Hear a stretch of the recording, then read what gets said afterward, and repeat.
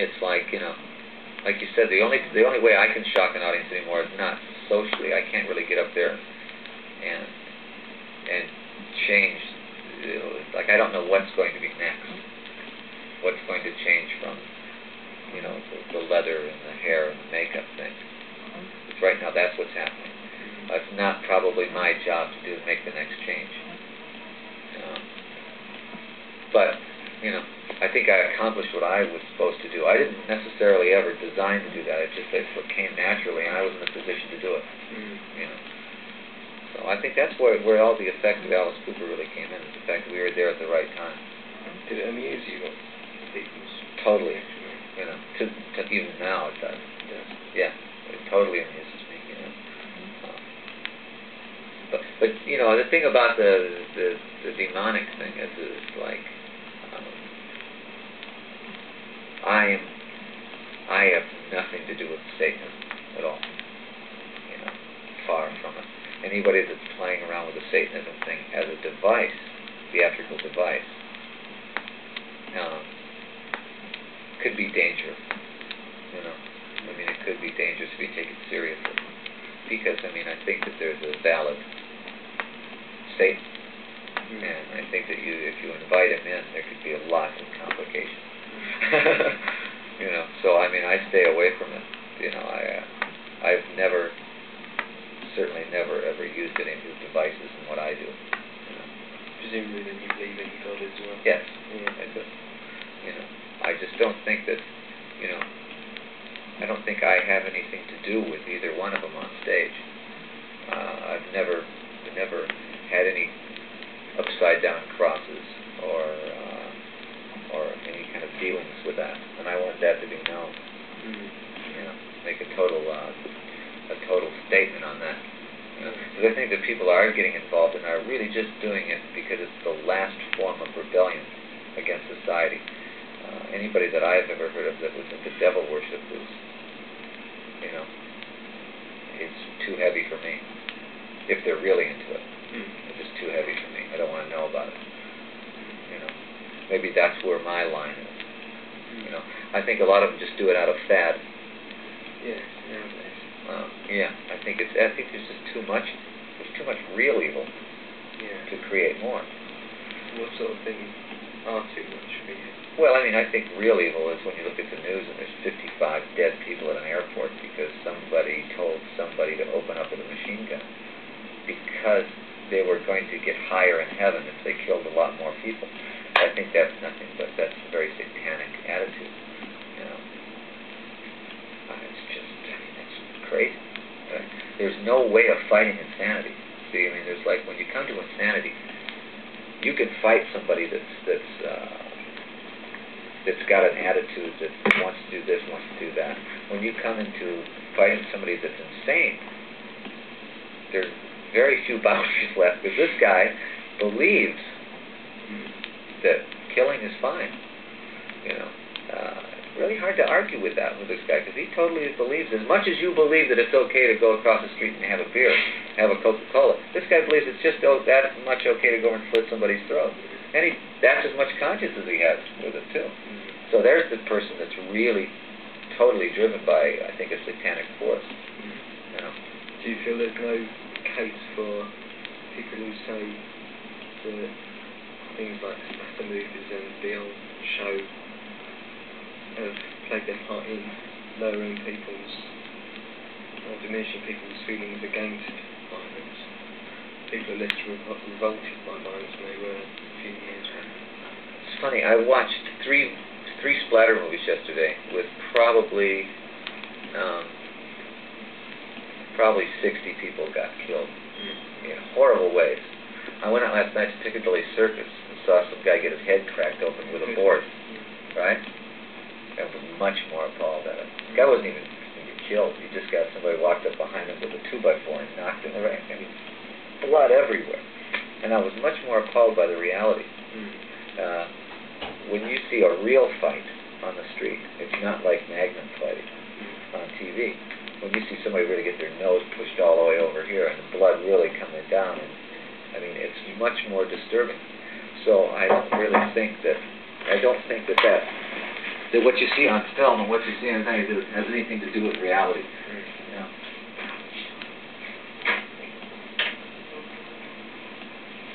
You know what I mean? It's like last night was much more appalling than all three of those movies that I saw.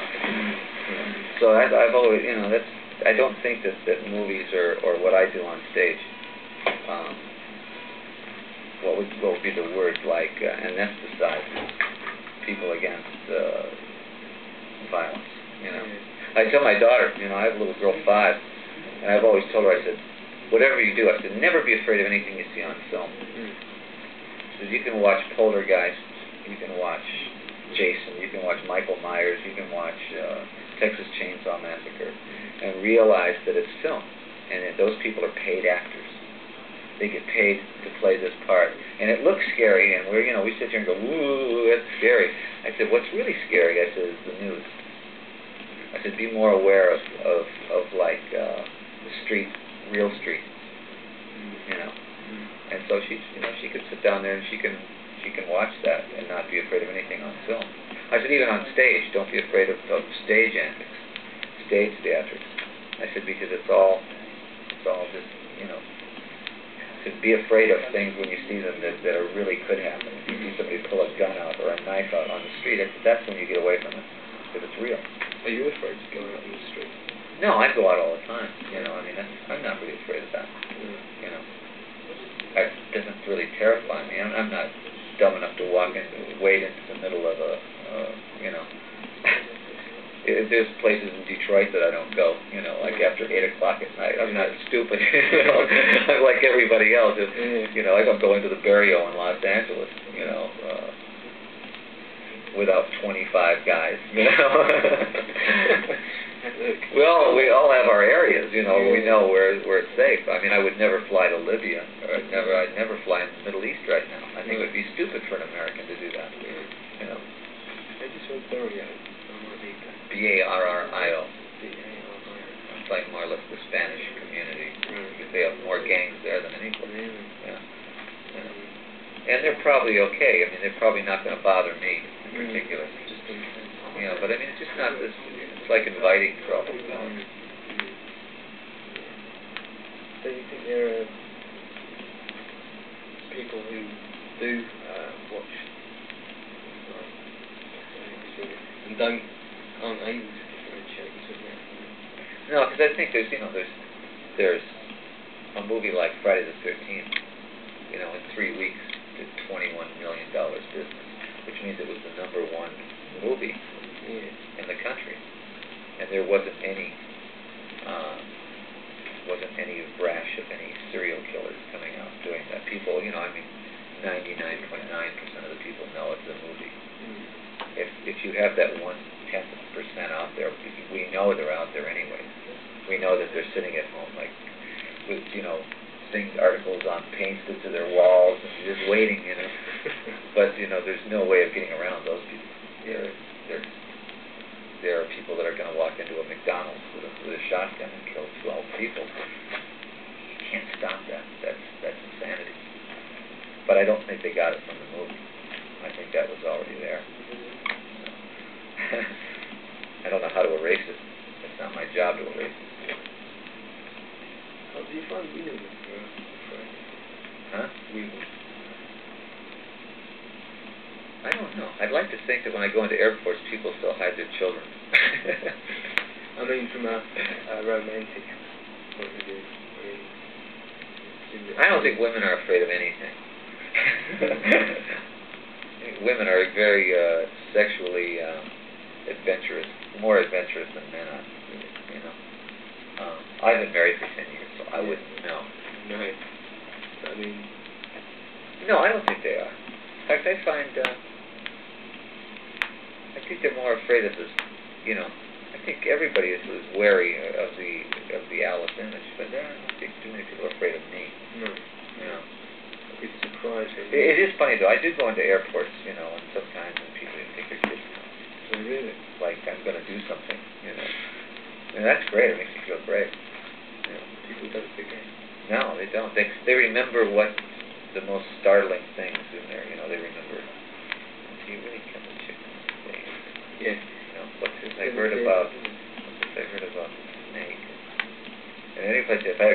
right like that. You know, immediately it's like give us naked neck.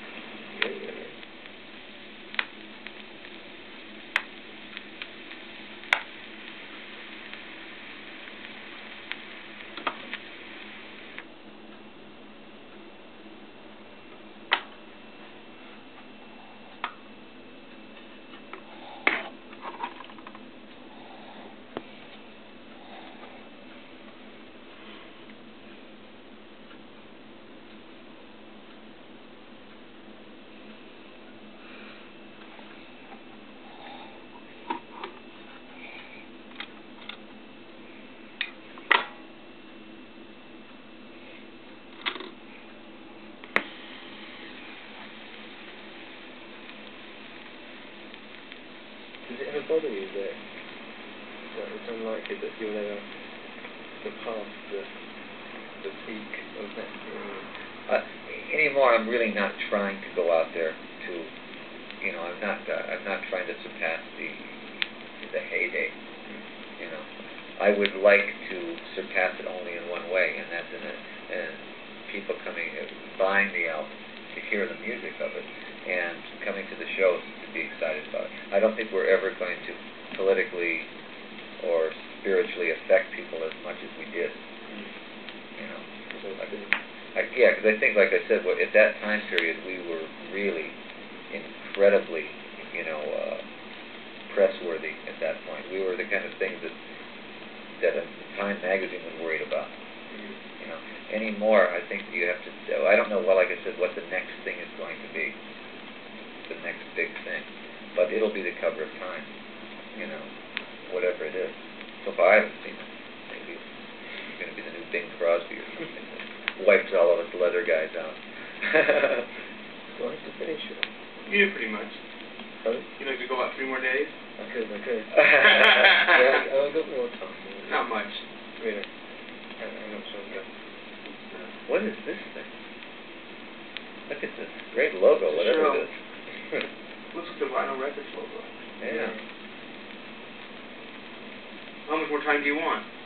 Well, as much as you can give me. Oh, I see. I mean, what do you feel like? There's a few I could quick things. Stop just Yeah, I could sort of go call the down. editor and see how much see when we're getting the cover. They're business guys, they're tough. See, for a cover. I'm easy. You thought I was going to be time easy. For the cover guarantee, we're really easy. Maybe a few more minutes? 10 more minutes. Yeah, we'll go downstairs and Yeah, come back. thanks very much.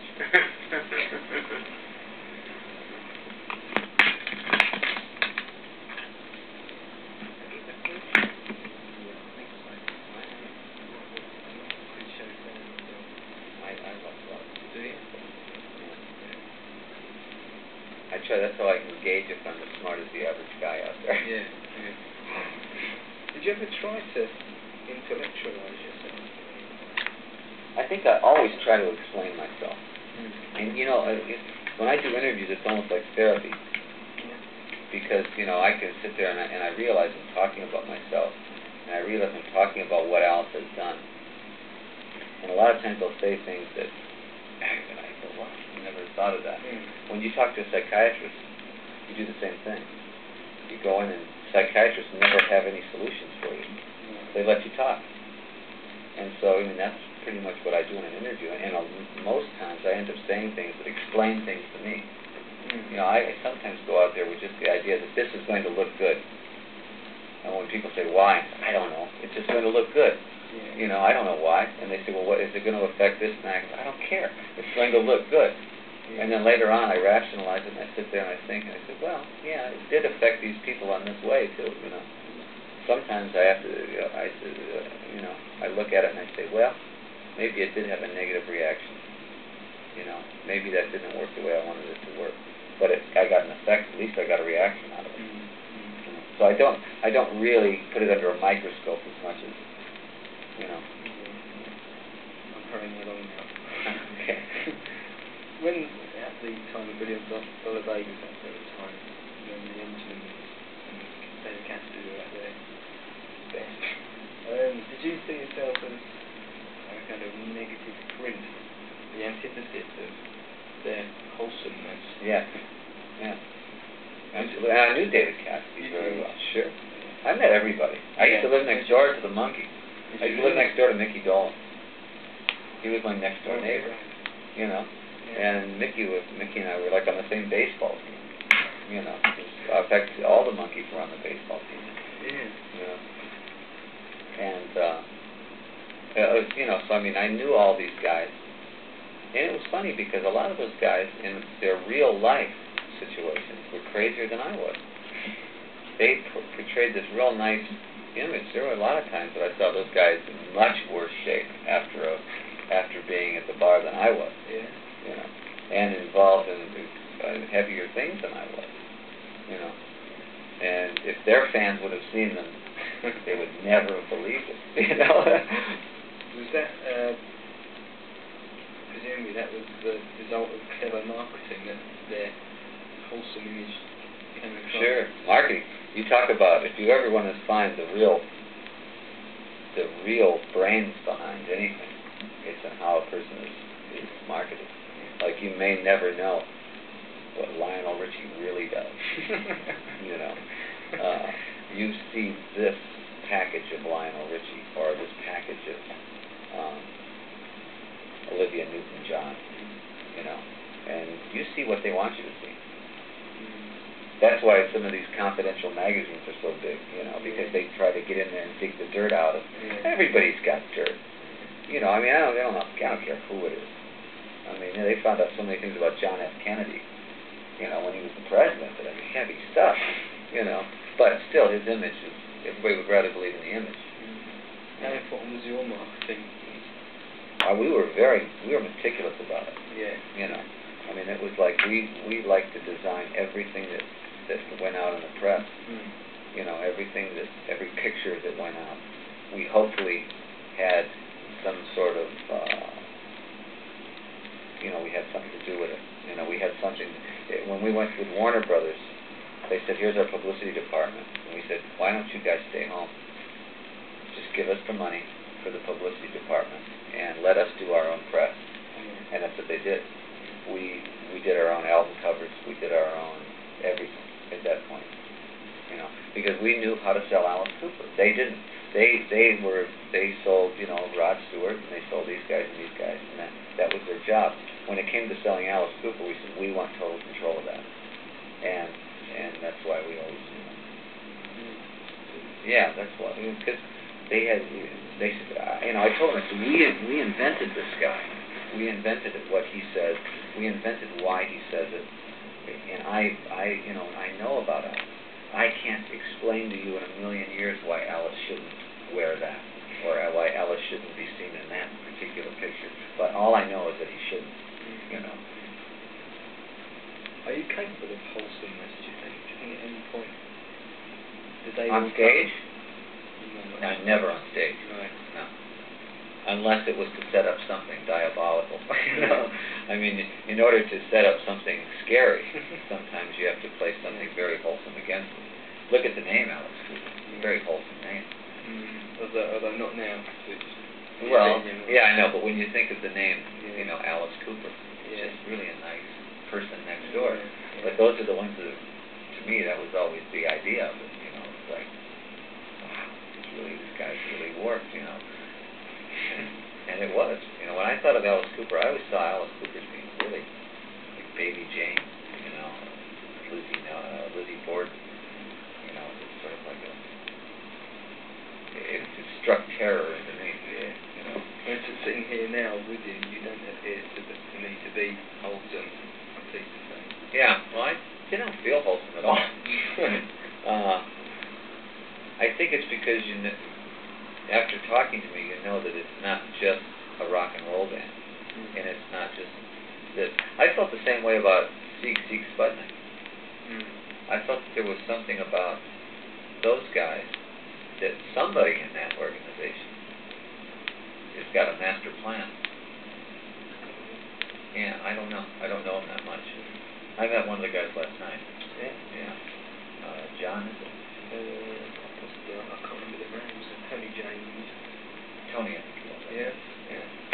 And see, I see a lot of what we did in them.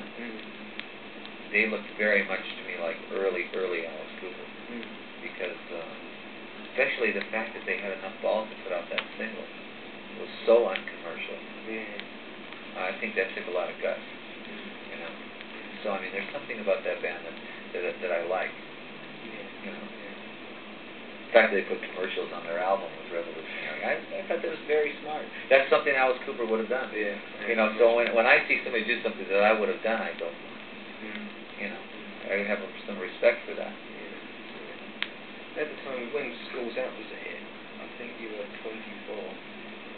Yeah. Which is the age I am now. Do you not think the point, and the question that everyone's going to ask you, do you think that it's ever going to reach the point where you feel a bit silly? Yeah, I think so. You know, I think there'll be a point where I really can't do it. And then what I decided to do is invent a new Alice that I'll direct and write for. I'll find a new Alice to play Alice. And I think that'll really be nice. To find somebody that I'll go and I'll actually find the right person that should be like the next Alice. And I will like create him. You know, and write for him, direct him in every level of it, in as far as what he says, what he looks like, what he does, and then let him develop the character. But I'll always have control of the character.